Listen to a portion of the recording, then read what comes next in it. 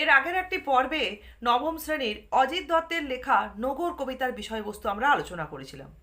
আজকে দেখো, এই কবিতাটির ওপর থেকে বিষয়বস্তু আলোচনা বলো বা এক একটি লাইন ধরে আমরা কি ধরনের প্রশ্ন পেতে পারি সেটা আমরা জেনে নেব। এখানে এই কবিতাটা যে খুব বড় তা নয়, কিন্তু এই কবিতার প্রত্যেকটি লাইন ধরেই কিন্তু প্রশ্ন হতে পারে। মূলত আমরা দেখব কবি অজিত দত্ত তার নিজের জীবনকে এখানে উপস্থাপন করেছেন। তার নিজের জীবনের আড়ালে সমগ্র মানব জীবনের কথাই এখানে উপস্থাপিত হয়েছে। মানব জীবনে সাধারণত আমরা দেখি যে প্রত্যেকটি মানুষের মনের মধ্যেই একটা স্বপ্ন, আশা, আকাঙ্ক্ষার, কল্পনার জগৎ থাকলেও আমরা প্রতিনিয়ত বাস্তব জীবনের প্রেক্ষাপটে, সেটা পারিবারিক, সামাজিক যে প্রেক্ষাপটই হোক না কেন, সেখানে প্রতিনিয়ত এমন কিছু দায়বদ্ধতা, এমন কিছু দায়িত্ব, কর্তব্য বা এমন মায়ার বন্ধনে বাঁধা পড়ে থাকি যে কোনোভাবেই আমরা আমাদের কল্পনার বা ভাবনার জগতে হারাতে চাইলেও বা সেই জগতের উদ্দেশ্যে পাড়ি দেওয়ার ভাবনা মনে আনলেও সেটাকে বাস্তবায়িত করে উঠতে পারি না। এই দিকটি নিয়েই কিন্তু এখানে আলোচ্য বিষয়। তা কবি এখানে পারি না বলে যে সেই প্রচেষ্টাটাকে একেবারে থামিয়ে দিয়েছেন তা কিন্তু নয়। কবি জানেন তিনি তার কল্পনা বা ভাবনার জগতে চিরতরের জন্য কখনোই পাড়ি দিতে পারবেন না, সক্ষম হবেন না তার সেই জগতে যেতে বা হারিয়েও যেতে। তবু তিনি তার ভাবনার মধ্যে যখনই সেই জগৎ স্পষ্ট হয়ে ওঠে বা তীব্র হয়ে ওঠে সেই জগৎ কবির মনের মধ্যে, তখন সেই ভাবনাটাকেই তিনি মনের মধ্যে লালন করেন। এটাই হচ্ছে সেই জগতের প্রতি কবির একটা প্রবল আকর্ষণ, যেটা কবিকে প্রতিনিয়ত যেন তার জীবনকে চালনা করছে। কবির জীবন যেন এভাবেই অতিবাহিত হচ্ছে যে একদিকে তার মনের মধ্যে ভাবনার বা কল্পনার জগতের অস্তিত্বও যেমন তিনি বজায় রেখেছেন, সেটাকে তিনি স্বীকার করে নিয়েছেন, যেটাকে এটাও স্বীকার করেছেন যে সেখানে কখনোই তিনি পৌঁছতে পারবেন না। আবার তিনি তার বাস্তব জীবনকেও কোনোভাবে অস্বীকার করছেন না, সেটাকেও তিনি সমান তালে অতিবাহিত করছেন। তাহলে চলো আমরা আজকে প্রথম প্রশ্নে যাই।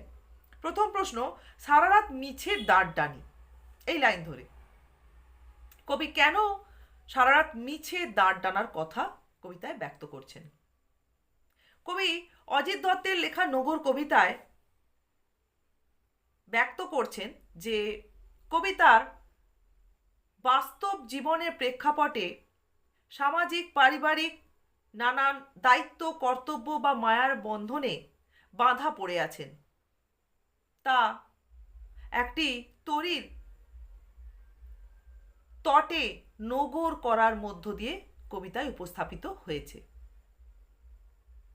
তা কবির এই বাস্তব জীবনবোধ কবির কাছে যেমন সত্য, আবার কবির মনে তার কল্পনার, ভাবনার, আশা আকাঙ্ক্ষার যে স্বপ্নের জগৎ, সেটাও সত্য।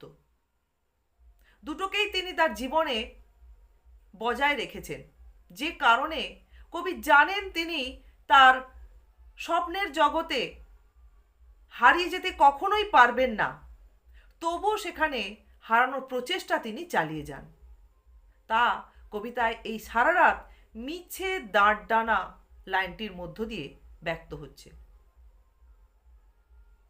নগর করা তরীকে বা নৌকোকে কোনোভাবেই দাঁড় টেনে কিন্তু কোথাও এগিয়ে নিয়ে যাওয়া সম্ভব নয়, তবু দাঁড় টানার প্রয়াস বা দাঁড় টেনে চলা, তাই সেই দাঁড় টানাটাই হচ্ছে বৃথা।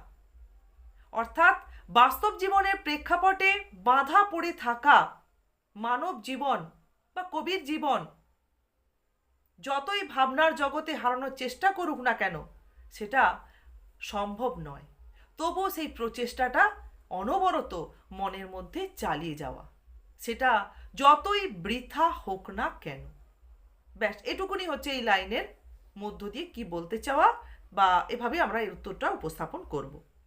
এরপরে দেখো, জোয়ারের ঢেউগুলি ফুলে ফুলে ওঠে।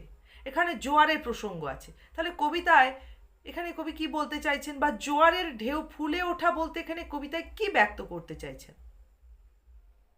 আমরা অজিত দত্তের লেখা এই নগর কবিতায় দেখব যে প্রাকৃতিক জোয়ার ভাটার যে ব্যাপারটিকে গ্রহণ করেছেন, কবি তার নিজের মনের মধ্যে ভাবনার জগৎ, কল্পনার জগৎ বা আশা আকাঙ্ক্ষার জগৎটাকে কখনো প্রবল হয়ে ওঠা, আবার কখনো হারিয়ে যাওয়া ফুটিয়ে তুলতে গিয়ে। অর্থাৎ জোয়ারের ঢেউ বলতে, জোয়ারে সাধারণত আমরা দেখি যে কোনো জলভূমিতে একটা প্রবল জলোচ্ছ্বাস সৃষ্টি হয়, আর এই জোয়ারের ঢেউ বলতে কবি তার মনের মধ্যে যে ভাবনার বা আশা আকাঙ্ক্ষার জগতের প্রাবল্য তাকেই তুলে ধরেছেন।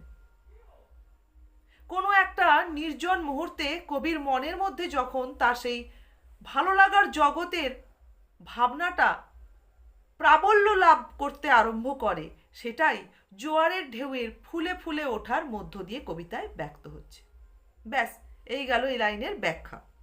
এরপর দেখো, তারপর ভাটার শোষণ। ভাটার শোষণ বলতে কবি কি বুঝিয়েছেন? নগর কবিতায় কবি অজিত দত্ত তার মনের আশা আকাঙ্ক্ষার বা ভাবনার জগৎকে যখন কোনো এক সময় প্রাবল্য প্রদান করেছেন বা তার মনের মধ্যে প্রবল হয়ে উঠেছে সেই জগৎ, সেটা জোয়ারের ঢেউয়ের ফুলে ফুলে ওঠার মতোই।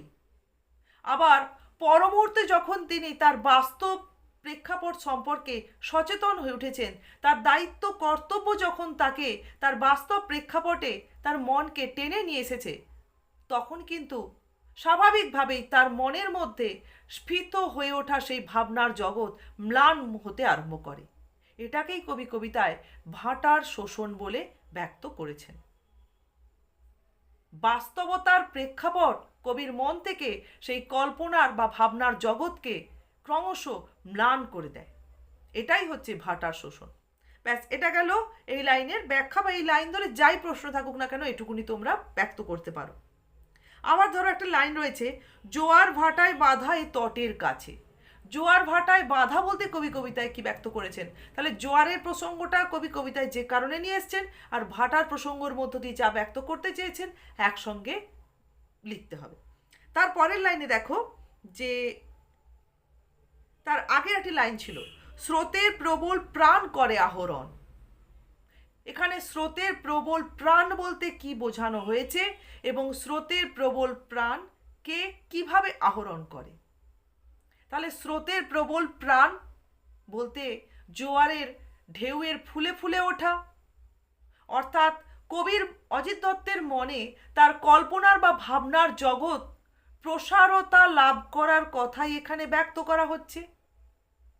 আবার যখনই ভাটা আসে তখন জোয়ারের ঢেউ যেমন স্তিমিত হতে আরম্ভ করে, ঠিক তেমনি কবির মনের মধ্যে যখন বাস্তব সচেতনতা জেগে ওঠে, কোনো না কোনো দায়িত্ব কর্তব্যর মুহূর্তে কবি আবারও তার সেই মনের ভাবনার বা কল্পনার জগৎ থেকে ঘুরে এসে বাস্তব হয়ে ওঠেন বা বাস্তব সচেতন হয়ে ওঠেন। এটাই যেন সেই ভাটার শোষণের মতোই তার সমস্ত মনের যে ভাবনা বা কল্পনার জগতের প্রাবল্য আহরিত হয়। এভাবেই কবি কবিতায় ব্যক্ত করছেন যে স্রোতের প্রবল প্রাণ ভাটার দ্বারা যেমন আহরিত হয়, ঠিক তেমনি বাস্তব সচেতনতার দ্বারা কবির মনের মধ্যে ভাবনা বা কল্পনার জগতের প্রসারতা ক্রমশ ম্লান হতে আরম্ভ করে। ঠিক আছে, আজকে টেক্সট পোর্শনে আমরা এতটাই লাইন ধরে প্রশ্ন উত্তর সহযোগে আলোচনা করলাম। তোমরা যদি প্রত্যেকটি লাইনের এখানে অর্থ ঠিকঠাক বুঝে নিতে পারো, তাহলে যে ধরনের প্রশ্ন থাকুক না কেন কোনোটাই তোমাদের অসুবিধে হবে না।